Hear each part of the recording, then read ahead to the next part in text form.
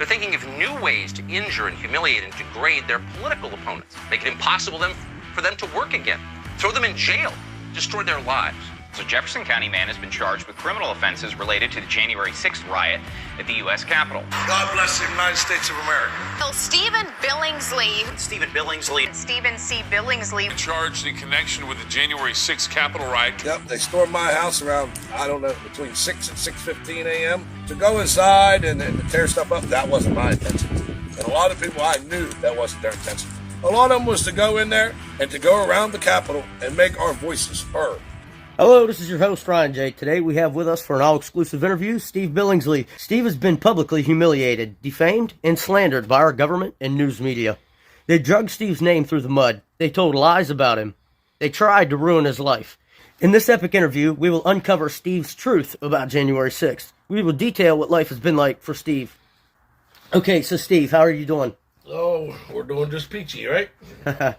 All right, so let's get right to it. On the day of January 5th, you embarked on a trip to Washington, D.C. for a protest at the U.S. Capitol called Stop the Steal. What was your goal upon attending the protest on the 6th? First thing is, they says that we went down there on the 5th when I did not go down there on the 5th. I went down there on the 6th. I even corrected this with the judge.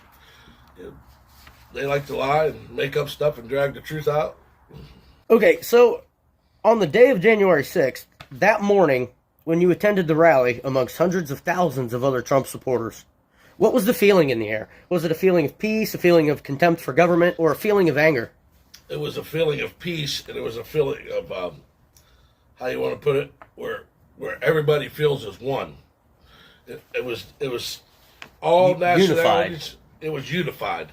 Yeah, that's how you would put it. It was unified, and it was completely peaceful for the first hour and a half I was there.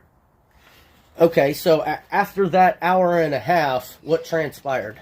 Well, what transpired, we watched Trump speak, and we decided that we were going to, he said he was going to the Capitol. Well, since we wanted to try to get close to the motorcade because we thought they were going to take him to the Capitol, so we left about 10 minutes before the speech ended and headed towards the Capitol. As we walked to the Capitol, it was completely peaceful, just like any march you had been to. Going down, what is it, Constitutional Boulevard? I have no clue. Yeah, Pennsylvania Avenue.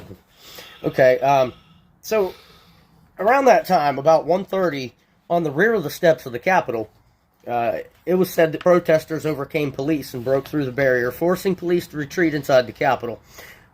Did you witness this? Were you there? What I witnessed was when I had arrived at the Capitol, just like what's in my videos, if anybody has them, and I still have them videos.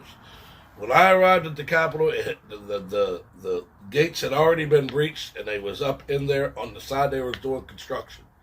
Gotcha. Me and my sufficient other, Jamie, was on that side, and when the cops came out and started pepper spraying the crowd stuff, we decided to back off because we wasn't about the violence. So there was a lot that happened before 2 p.m. there.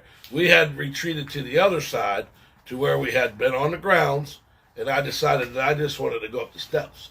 I never went inside, and I went up the steps. Now, what made me leave at 2 p.m. was Jamie had to go to the bathroom.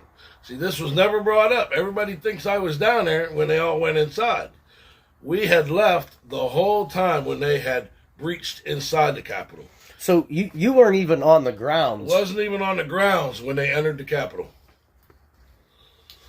But you were still charged with disorderly conduct and trespassing, but which I never got charged. Unrestricted property. At the end here, I only got charged with one count of disorderly conduct. Okay. Because I was out there yelling obscene language, and I mean, maybe, did I say stuff that I shouldn't have said that day? Maybe, but it was just noise. That's all it was. Right. It was like more or less heat of the moment type deal. Yep. Gotcha. And we've all been there.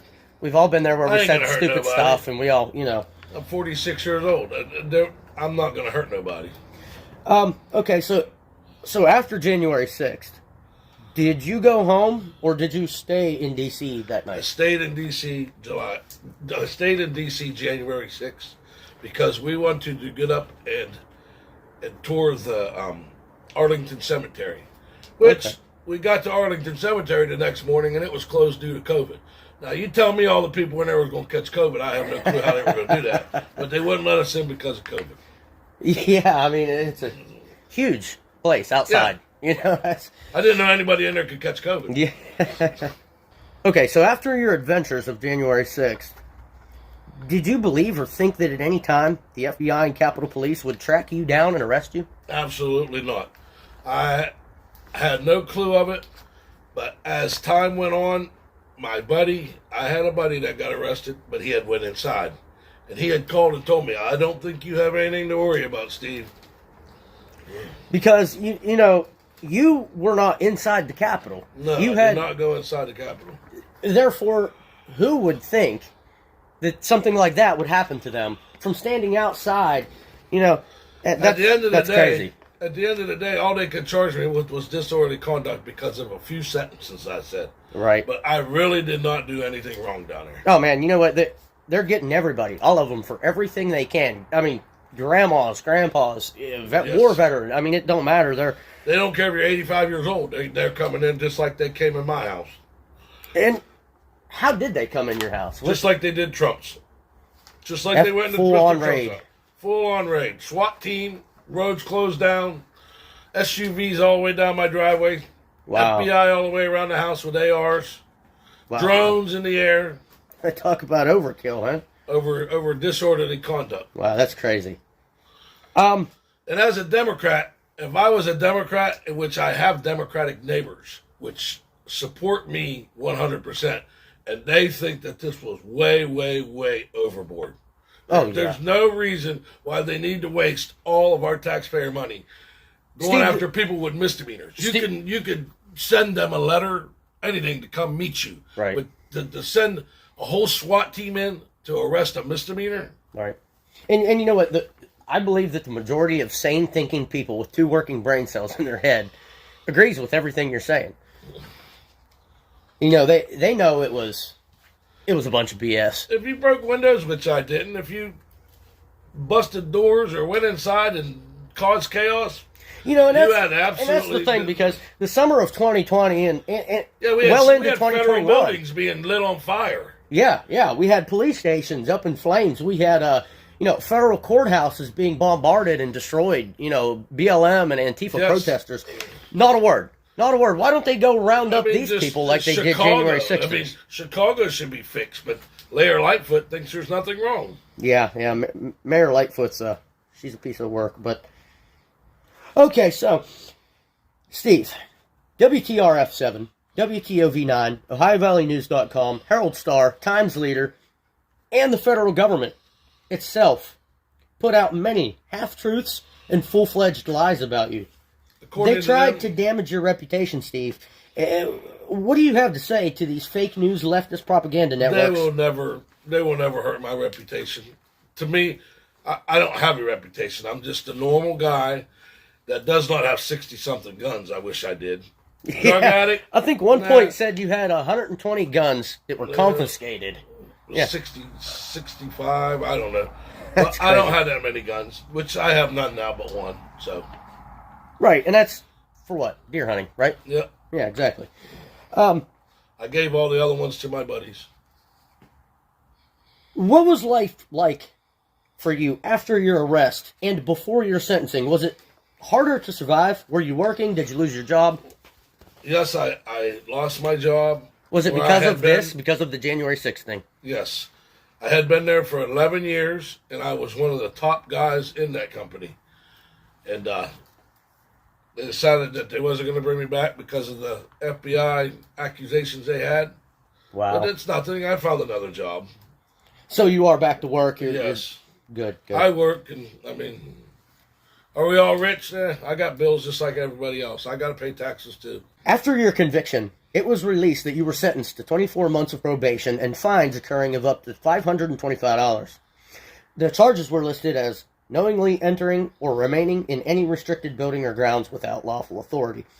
Was the outcome of this sentencing satisfactory to you in regards to the fact that things could have been much worse? I think the 24 months probation was...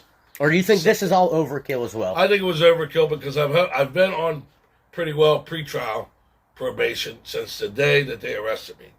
I have been reporting to an officer. So it's been well over a year, pretty much. I've been on reporting, probation. a year and a half, I've already been reporting to an officer, doing drug screens whenever they would like them, and they've done several of them. So that's basically probation. yeah. That's the same concept. It's just not on paper yet. Well, actually, the probation is a little bit easier now. Everybody wants to know. The probation officer told me, and I know if he sees this, he says, I don't have to contact him. Stay out of trouble. That's You know, all. when everywhere from the arresting officers to the people you've had to deal with throughout all of this, have they been... They think this is all nonsense. They do. Yes. So they've been somewhat helpful to you. My probation officer came to my house, and he says, I won't be coming back here. He says, I'm done wasting taxpayer money on this. Yeah, see, they know it's nonsense as well. And do you believe that the January 6thers that were tracked down like yourself, privately and solitarily confined and held by the U.S. government, do you consider them as political prisoners? Yes. Why is that? They need to be let out. You know, it almost seems like... There's a day and a time in court, but when somebody is not a threat to society, you don't need to hold them into a maximum security prison. Yeah, and you know what? Some of these guys, they're still in there almost a year and a half, 2 years later, aren't allowed to talk to their lawyers, aren't allowed to see their families. We don't know if some of them are dead or alive. No. You know, and anybody that can see the bigger picture here, like I said, anybody with two working brain cells, they can see and they can tell that it's all a political stunt by the swamp. And as for fines, I never got charged with any fine. I got charged $500 restitution, which all the misdemeanor people get that. So it wasn't a fine, it was restitution. And a felony gets $2,000 restitution.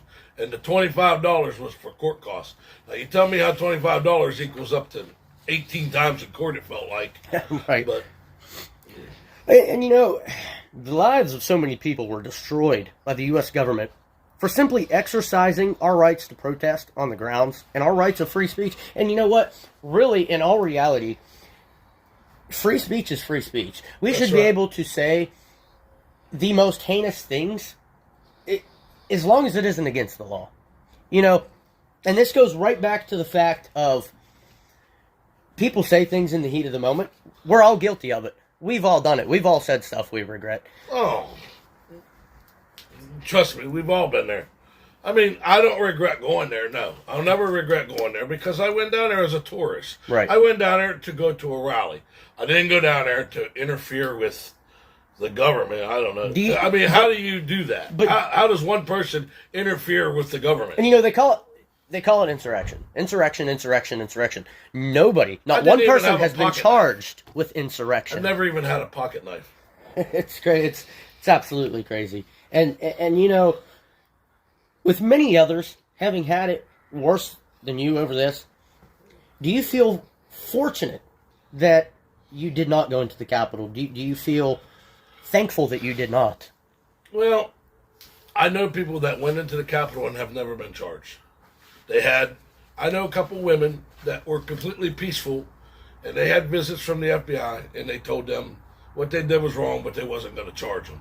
Right. Yeah. And you know, they didn't charge everybody when there, but you know, when you're carrying the podium out. Yeah. And you know, one of the last things, Ashley Babbitt. Let's not forget Ashley. She was savagely murdered by Capitol Police and inside people the Capitol. Believe it, but I seen two guys that had blood on their hands. Me and Jamie both seen it. Really? Blood. You think that was Ashley's blood? Yes, it was. They tried to save her. They told us that they were sitting next to her when she got shot. Wow. So, and I hear people, oh, that's a conspiracy. Well, no, I did not see her body with my own eyes, but I seen enough evidence. Yeah, me too. You know what? Anybody can do the research and see it for themselves. There's video of it from six different angles. How do you know what the husband didn't do? Yeah, exactly. It's none of nobody's business how somebody mourns. He was on live TV talking about it a year later. You know. Yeah. Should that cop been charged? Absolutely. Yeah, oh yeah, absolutely. Absolutely. Accountability. Absolutely, amen. You know, Ashley was a mother. She was a wife. She was a war veteran. Ashley loved her country. That's right. She loved our President Trump.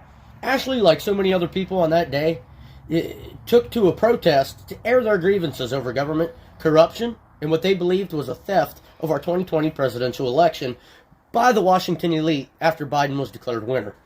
Now, when did you first hear about Ashley, and what were your thoughts? Like, what come across your mind that day? When they had shot and killed somebody, it kind of made me glad that I wasn't inside, because that could have been me. It could have been Jamie. But right. That was one of the reasons why we never got involved in getting violent there, because, for one, Jamie was scared that I could get shot. I seen a guy have a seizure out there and die. Right. You know? Yeah. I wasn't about the violence. I didn't want to see violence. Yeah. As I'm sure that, I can't say all, but as I'm sure that most others did that day, they were there, like I said, to air their grievances with the government in a peaceful manner, in a protest. Do I think someone interfered and helped rev us up? Absolutely. But do I have proof? No, but I've seen some stuff that I don't agree with, and I believe that they wasn't on our side. Well, I can't say, but we all know, we've all seen the videos. That's right. We have all seen the truth, and we're not dumb. We're not dumb like they think we are. We know what's going on. We know what happened that day. If you've ever been to D.C. for anything, and you was a conservative, they have law. Why did Nancy Pelosi, why do you think she denied security? 20,000 National Guardsmen that If Trump had wanted. National Guard around that Capitol, it would what happened would have never happened. Trump wanted National Guard. Nancy Pelosi denied it. There's a reason for that. We're not going to get into that. But, okay, so when Ashley Babbitt, when you heard about it, how did you hear about it? Did you hear the gunshots? Did you hear from other people? No, I did not hear gunshots. I told you I was never close enough to the Capitol to even get inside. I went up on the steps one time. I looked in the window, and the cop was right there at the doorway, and he never even looked at me violently. And Jamie come out and got and said, all right, you did what you're going to do. Let's get out of here. And we had left. Never went back. We went back. You'll see in my videos. We went back, and we went on the grounds, but they was right. People was already pushing out, so why even go up in that? So we went out and backed out. And, you know, let's all of us, the viewers, my subscribers, you, me, all of us, everyone watching, everyone hearing, take 2 seconds. Take 2 seconds of your day to thank Ashley Babbitt for what she did and to pray for her and her family. Ashley Babbitt is a true hero and a true patriotic American. What her family went through, no family should go through that. It happened. It's over. Do I think that they should be dragging this on? No. I think they already dropped the subpoena on Trump because Trump didn't do nothing. No, he never caused a minute of that. No. In his speech, and there's video of it absolutely everywhere, they could say he incited violence, he incited insurrection, they can say whatever they want, but if you watch that speech, he clearly said, peacefully march to the Capitol, quote unquote. And I think it's hilarious that they can mess with a man so much. Because he fights for you. Steel. He fights for me. He fights for all of us. But the man is made of steel.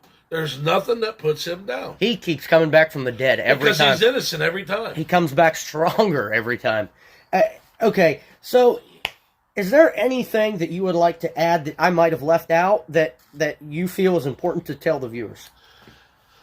I really believe that now that the Republicans are going to be leading the House, and if they actually do an investigation, the American people are going to realize who was all behind it. Yeah, and that's huge. Like I said, we need to have oversight. And you know what? Jim Jordan is the guy for the job. Everybody's talking about they want Jim Jordan to be speaker. They want Jim Jordan to be speaker. And I really think that the investigation, if they have one, wouldn't be long. Yeah. They already know what happened. Is there anything that you would like to add that I might have left out that you feel is important to tell the viewers? I really believe that now that the Republicans are going to be leading the House, and if they actually do an investigation, the American people are going to realize who was all behind it. Steve, we thank you for taking the time with us here at CCE2 to talk with us about the truth of January 6th and surrounding events that were related to the protests on the Capitol. We thank you for shedding light on your story and giving us your take on the situation. Steve, until next time, thank you, buddy. Thank you. Thank everybody for watching.